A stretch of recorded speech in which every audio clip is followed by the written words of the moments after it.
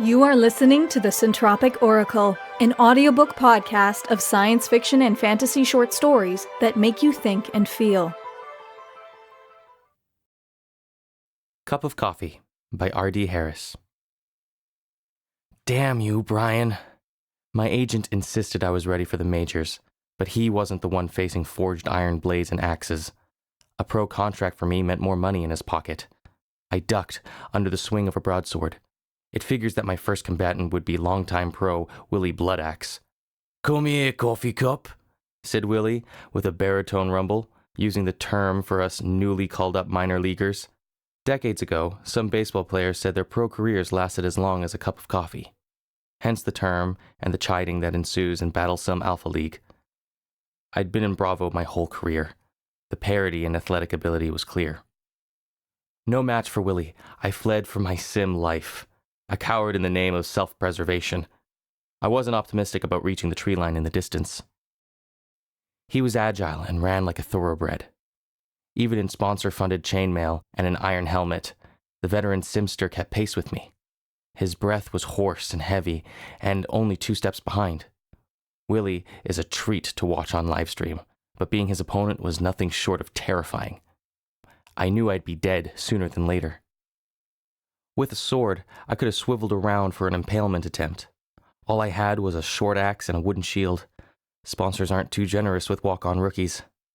I turned and swung my shield in one fluid motion. My shield splintered against Willie's cheek and mandible. He staggered back in dazed confusion. I, Benito Suarez, injured the Willie Bloodaxe.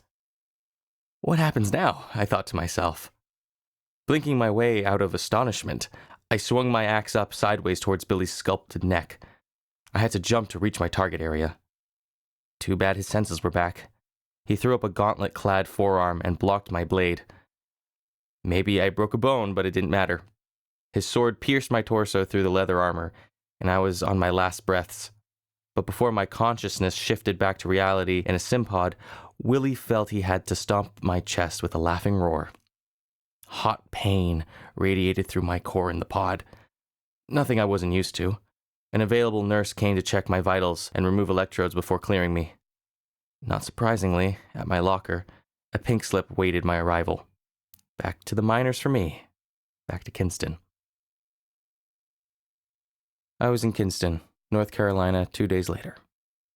It was a Sunday, and foot traffic in our facility gym was sparse. Carr, a teammate I considered a friend, was warming up on the treadmill. "Back so soon?"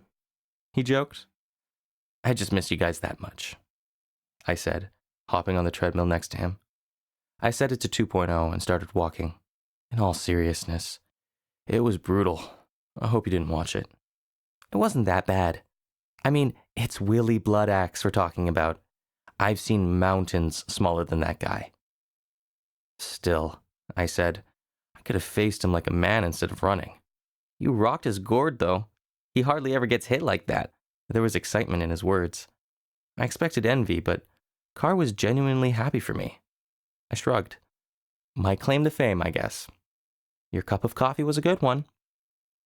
Reflecting on my one-hit wonder, I managed a meek smile.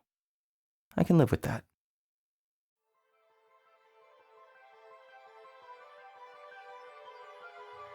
We hope you enjoyed Cup of Coffee by R.D. Harris, read by Kenneth Tynan.